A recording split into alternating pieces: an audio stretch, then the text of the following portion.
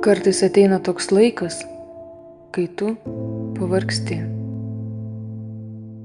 Pavargsti kažkam rašyti, apie kažką kalbėti, kai pavargsti tiesiog nuo visko, nuo šitos nuolatinės kovos.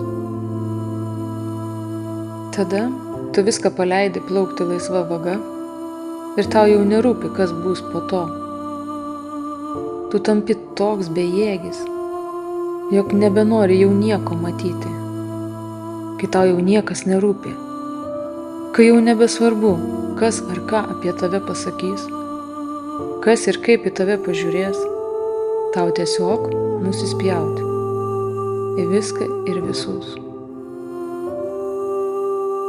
Taip, tu supranti, kad šis požiūris nėra teisingas, kad reikia džiaugtis, kad reikia mėgautis kiekviena akimirka, bet tau nusispjauti, net ir dėl to.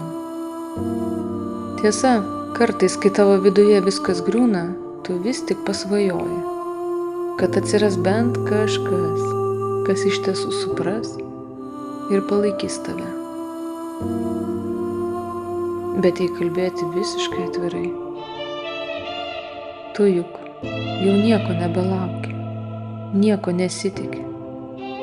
Tau tiesiog tampa nebeįdomus šitas pasaulis ir nebeįdomus žmonės jame. Net tu pats sau tampi nebeįdomus.